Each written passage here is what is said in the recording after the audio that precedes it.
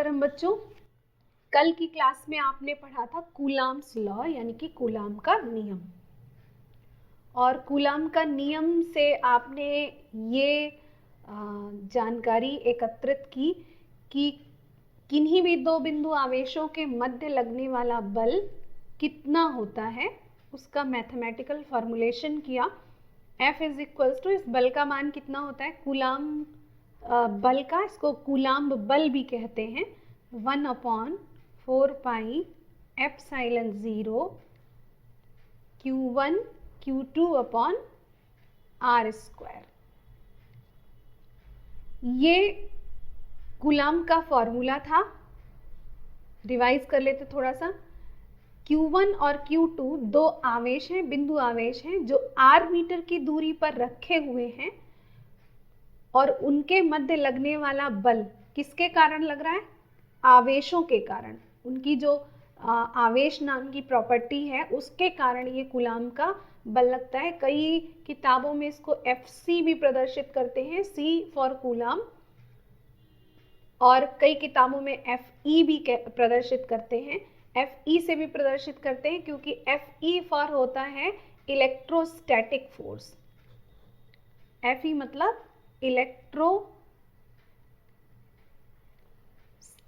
Force. ये साथ में इसलिए बता देती हूँ कि कई दफे आप कंफ्यूज्ड हो जाते हैं। तो FE और FC मायने नहीं रखते हैं। अगर ये फॉर्मूला है, ये तो सिर्फ प्रतीक है, अगर ये फॉर्मूला है तो F is equals to 1/4 pi epsilon 0 Q1 Q2 upon R square. अगर ये फॉर्मूला है तो वो कूलाम बल है जो दो बिंदु आवेशों के मध्य R मीटर की दूरी पर रखे होने पर लगता है। 1/4 पाई एप्सिलॉन 0 ये K का मान था, कल का रिवीजन है ये, K स्मॉल k, ये एक नियतांक था। 1/4 पाई एप्सिलॉन 0, इसकी वैल्यू थी 9 × 10⁹ न्यूटन मीटर स्क्वायर पर कूलाम स्क्वायर। ये तो K की वैल्यू थी, जहां पर एप्सिलॉन था, रिवीजन है ये, निर्वात की विद्युतशीलता, और इसका मान भी कल आपको, कल की क्लास में आपने पढ़ा था विद्युतशीलता। ये तो रिवीजन हो गया कल की क्लास का। अब हम लोग आगे का जो हमारा टॉपिक है वो कूलाम्ब बल की दिशा है, मतलब कूलाम बल कहाँ लगता है। कल की टॉपिक में थोड़ी बहुत चर्चा इसकी हुई थी, कूलाम बल की दिशा।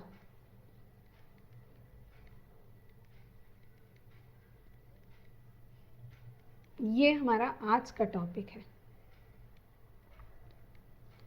अब सबसे पहले तो यहाँ पर देख लेते हैं, कल दो आवेश लिए थे Q1 एंड Q2, जो कितनी दूरी पर रखे हुए हैं, R मीटर की डिस्टेंस पर रखे हुए हैं, इन दोनों के मध्य की दूरी है। तो कल आपको बताया था कि इनके मध्य लगने वाला बल जो है वो इन दोनों को जोड़ने वाली जो लाइन होगी, रेखा होगी, उसी के अनुदिश होगा, यानी कि उसी पर कहीं पर बल की स्थिति होगी, डायरेक्शन आगे पीछे हो सकती है। तो ये लाइन जो है, हम लोग यहाँ पर एक लाइन काल्पनिक ड्रॉ कर लेते हैं जो इन दोनों आवेशों को जोड़ती है। तो या तो बल की स्थिति इस तरफ होगी, Q1 पर लगने वाले बल की स्थिति दो ही हो सकती है, या तो इस तरफ होगी या दिशा दो ही हो सकती है, या इस तरफ होगी। तो ये जो दो एरोज हैं ये किस पर लगने वाले बल को प्रदर्शित कर रहे हैं, Q1 पर लगने वाले बल को प्रदर्शित कर रहे हैं। तो चूंकि Q1 पर बल लग रहा है तो इसको, इस बल को F1 प्रदर्शित किया जा सकता है, इसको भी F1 आप नाम दे सकते हैं। और ये Q1 पर बल क्यों लग रहा है, किसके कारण लग रहा है, Q2 आवेश की उपस्थिति के कारण। अगर यहाँ पर Q2 आवेश उपस्थित नहीं होता तो Q1 किसी भी प्रकार का वैद्युत बल अनुभव नहीं करता। ध्यान दीजिएगा यहाँ पर, Q1 वैद्युत बल का अनुभव कर रहा है, या तो इस दिशा में Q2 की दिशा में, और या Q2 के जस्ट अपोजिट डायरेक्शन में, उल्टी दिशा में। तो दो प्रकार के बल ये अनुभव कर सकता है, किसके कारण? Q2 के कारण। और इस बल की जो बल किसके अनुदिश होगा? उस रेखा के अनुदिश होगा जो Q1 तथा Q2 को ज्वाइन करती है, जोड़ती है। तो मेरे ख्याल से ये समझ में आ गया होगा आपको। अब आते हैं बल के नामकरण पे। तो चूंकि ये बल किस पर लग रहा है? Q2 पर लग रहा है। जो बल F1 है वो किस पर लग रहा है बच्चों? Q2 पर लग रहा है, सॉरी Q1 पर लग रहा है F1, तो इसलिए इसको F1 कहा। लेकिन किसके कारण लग रहा है? Q2 की उपस्थिति के कारण लग रहा है, इसलिए यहाँ पर इसको F12 कहेंगे, इसको भी F12 कहेंगे। ये दोनों बल एक साथ नहीं हो सकते, ये दोनों बल इन दोनों में से एक ही बल उपस्थित होगा। अगर यहाँ पर Q2 प्लस है और Q1 प्लस है तो ये वाला बल लगेगा, ये वाला बल। और अगर यहाँ पर Q2 माइनस हो जाता है, मान लीजिए अगर Q2 माइनस है, तो फिर वो Q1 को अट्रैक्ट करेगा। यानी कि Q1 प्लस का है और Q2 माइनस का है, तो प्लस और माइनस एक दूसरे को अट्रैक्ट करेंगे। इस कारण ये जो बल है, चूंकि यहाँ माइनस ग्रीन से है, ग्रीन से प्रदर्शित किया गया है, तो ये जो F12 लगने वाला बल है वो Q2 Q1 को अपनी ओर आकर्षित करेगा, इसलिए इस बल की दिशा इधर कर दी गई है। इसको थोड़ा सा डिटेल में समझ लेते हैं।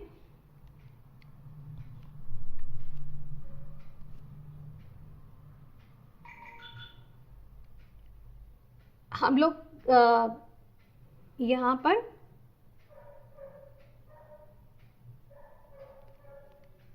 Q1 एंड Q2 एक एक दिशा लेंगे बल की। अब मान लीजिए हम Q1 पर लगने वाले बल को समझना चाहते हैं। Q1 पर Q2 के कारण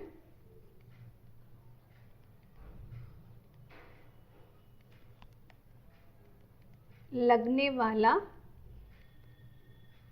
वाले वैद्युत बल की दिशा।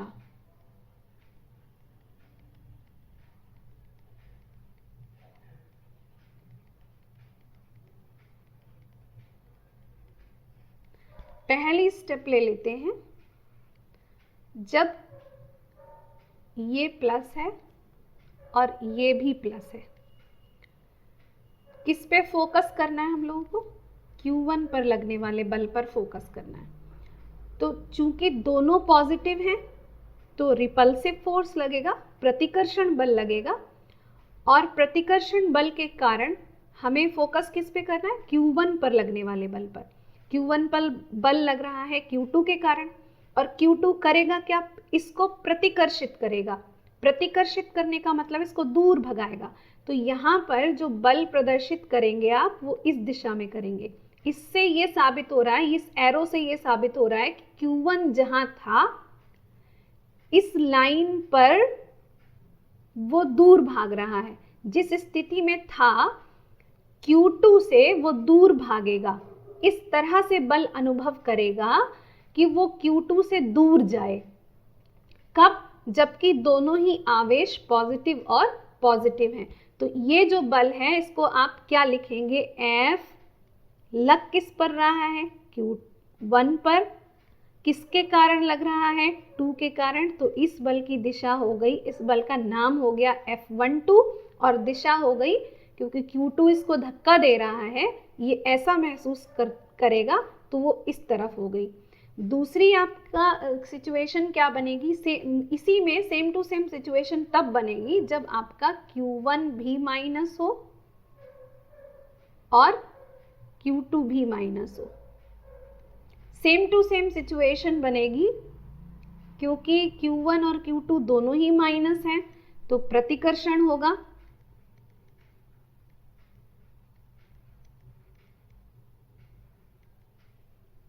यहां पर भी प्रतिकर्षण होगा, रिपल्शन होगा।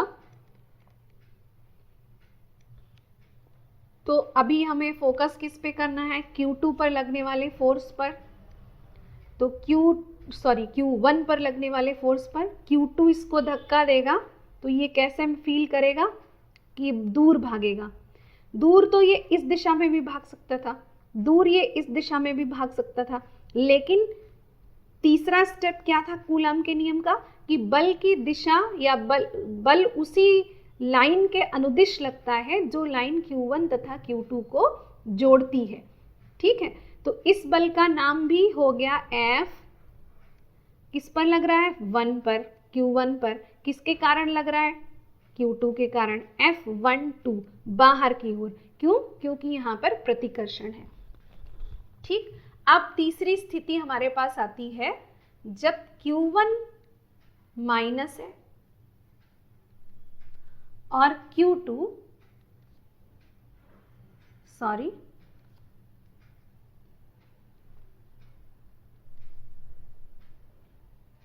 Q1 माइनस है और Q2 प्लस है। दोनों बिंदु आवेश हैं, पॉइंट चार्जेस हैं। फोकस किस पे करना है? Q1 पर। विपरीत आवेश है, Q2 प्लस का है और Q1 माइनस का है। तो Q2 क्या करेगा? Q1 पर लगने वाला फोर्स, Q1 कैसा फोर्स महसूस करेगा? क्योंकि Q2 पॉजिटिव है और Q1 नेगेटिव है, इसलिए ये अट्रैक्ट होगा, यानी कि आकर्षित होगा। और इसको आकर्षित कौन कर रहा होगा? Q2 अपने पास बुलाएगा। तो अपने पास बुलाएगा कब? जब यहाँ पर ये किस प्रकार का बल महसूस करे? Q2 की ओर। Q2 चूंकि इसे अपनी ओर आकर्षित कर रहा है, तो हम इस बल को किस तरह से प्रदर्शित करेंगे? Q2 की ओर, क्योंकि यहाँ पर Q2 Q1 को आकर्षित कर रहा है।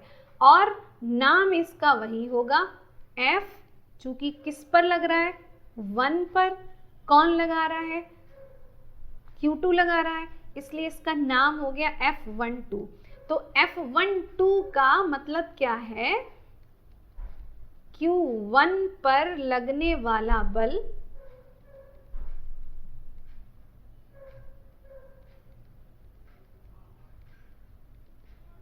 Q2 के कारण।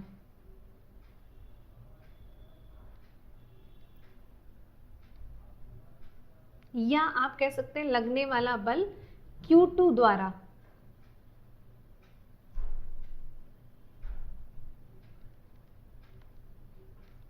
Q1 पर बल लग रहा है, कौन लगा रहा है? Q2 लगा रहा है। अब आ जाइए Q2 पर फोकस करेंगे हम लोग। दिशा समझना इसलिए डिटेल में समझा रही हूं मैं, क्योंकि दिशा बनाने में और दिशा ज्ञान में न्यूमेरिकल करते समय बच्चे बहुत भ्रमित रहते हैं। इसलिए 2 मतलब Q2 पे लगने वाले बल पर फोकस करेंगे अब। Q1 और Q2 दोनों एक दूसरे पर बल लगाते हैं, ये आपने पढ़ा होगा। सेम स्थिति, सबसे पहले हम दोनों को प्लस और प्लस लेंगे, दोनों प्लस और प्लस। लेकिन अब हमें बल की दिशा, किस पर लगने वाले बल की दिशा ज्ञात करनी है? Q2 पर लगने वाले बल की दिशा। दोनों प्लस प्लस है, तो Q1 क्या करेगा? Q2 को दूर भगाएगा, प्रतिकर्षित करेगा। तो यहां पर भी प्रतिकर्षण, दूर भगाने का मतलब Q1 इसको धक्का दे रहा है, तो ये आगे की ओर धक्का देगा। और इस बल को लिखेंगे कैसे? F किस पर लग रहा है? 2 पर, तो 2 पहले, जिस पे लग रहा है उसको पहले लिख दिया और जो लगा रहा है उसको बाद में लिख दिया। F21। ठीक इसी प्रकार से दोनों माइनस होंगे तब भी यही स्थिति बनेगी। Q1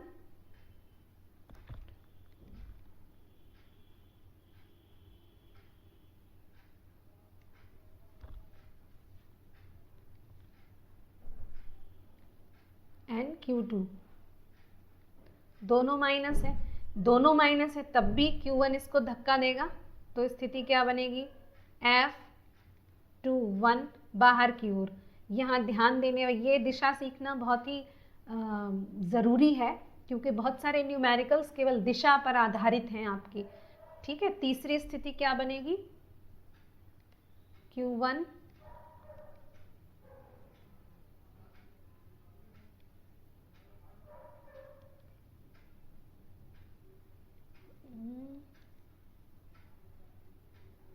Q2। अब देखिए अगर यहाँ पर ये माइनस में है और ये प्लस में है तो Q1 क्या करेगा, Q2 को आकर्षित करेगा यानी कि अपनी ओर बुलाएगा। तो Q2 पर लगने वाला बल किस दिशा में होगा,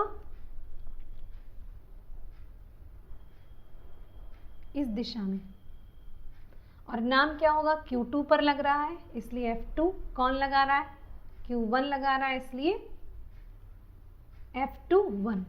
तो F21 की दिशा अगर विपरीत आवेश है तो Q2 पर लगने वाला बल इस दिशा में होगा, अगर दोनों सजातीय आवेश हैं अर्थात समान आवेश हैं तो इस दिशा में होगा और इस दिशा में होगा। तो इस तरह से बल की दिशाएं ज्ञात की जाती हैं। नेक्स्ट पेज पर चलते हैं हम लोग। एक डायरेक्शन का और मैं दिखा देती हूँ आपको।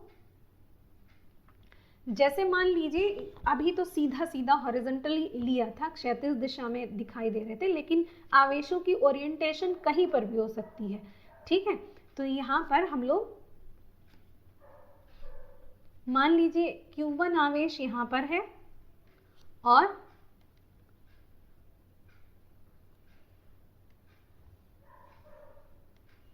Q2 आवेश यहाँ पर है और दोनों, एक नेगेटिव है और दूसरा पॉजिटिव है। तो सीधी सी बात है कि यहाँ पर आकर्षण होगा, आकर्षण बल लगेगा दोनों के मध्य में।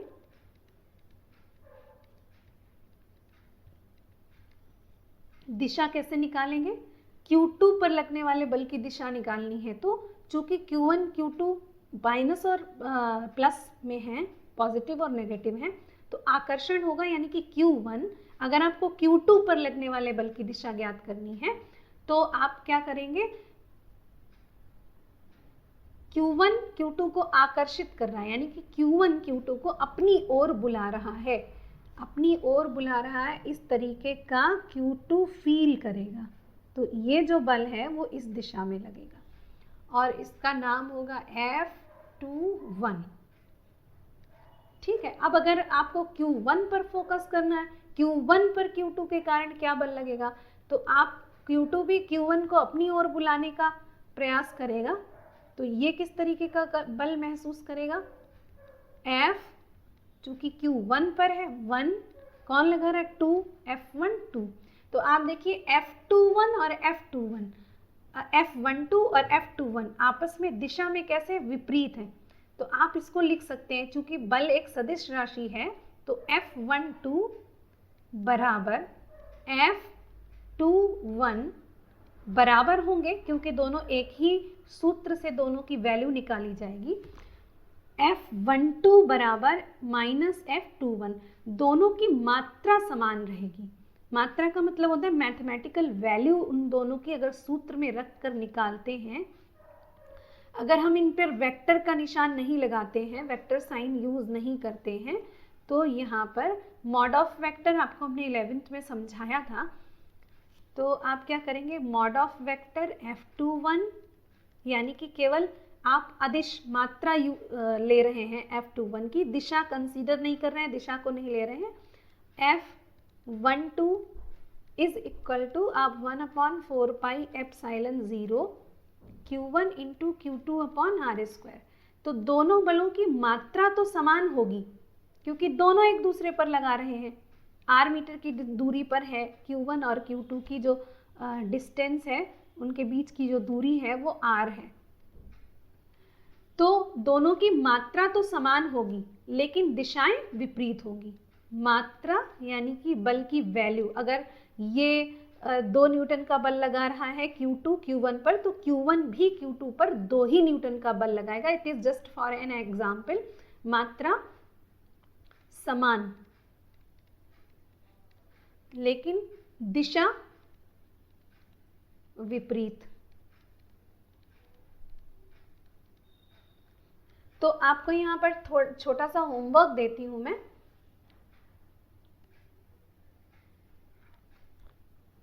यहाँ पर मैं बहुत सारी ओरिएंटेशंस बना दे रही हूँ। Q1, Q2, पॉजिटिव पॉजिटिव,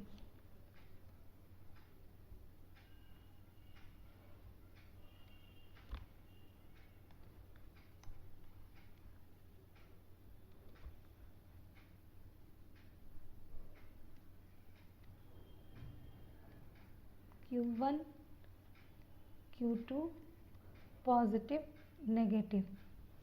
इसमें आपको करना क्या है, Q2 पर बल की दिशा का प्रदर्शन,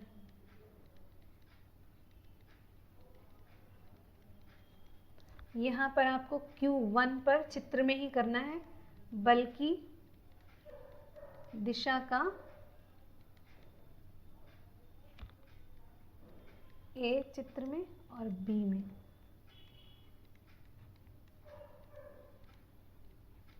प्रदर्शन करना है, शो करनी है बल की दिशा। इस चित्र में Q2 पर शो करिए, इस चित्र में Q1 पर शो करिए।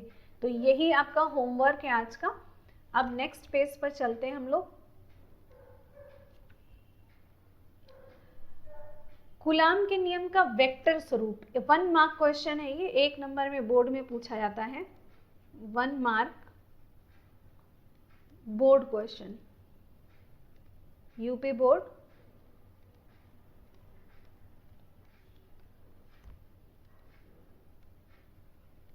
कूलाम के नियम का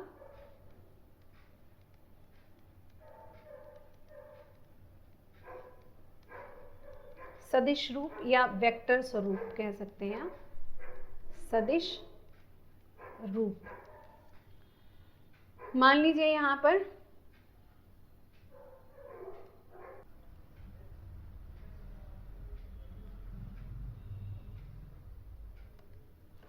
ये देखिए, यहां पर देखिएगा ये Q1 है और ये Q2 आवेश है, दोनों पॉजिटिव हैं।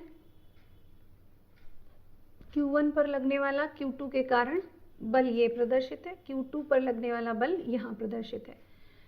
लेकिन मान लीजिए अगर हमें F21 का सदिश रूप लिखना है, तो यहाँ पर जो सदिश स्थिति सदिश लिया जाएगा वो R21 लिया जाएगा। R21 की दिशा किस तरह से ली जाएगी, Q1 से Q2 की ओर। R21 का अर्थ है Q2 Q1 से कितना दूर है, क्योंकि यहाँ 2 आया है तो किस पे फोकस किया जा रहा है, Q2 पर। तो Q2 का विस्थापन सदिश किससे लिया जा रहा है, Q1 से। तो यहाँ R21 लिया जाएगा और R21 की जो दिशा होगी वो Q1 से Q2 की ओर होगी। नेक्स्ट अगर यहाँ पर R12 लिखना हो, R12 विस्थापन सदिश है, तो इसका मान हो जाएगा R1 माइनस R2 और उसकी दिशा बिल्कुल R21 के विपरीत होगी, यानी कि R12 is equal to minus R12। दोनों सदिश वेक्टर्स की दिशा विपरीत होनी चाहिए।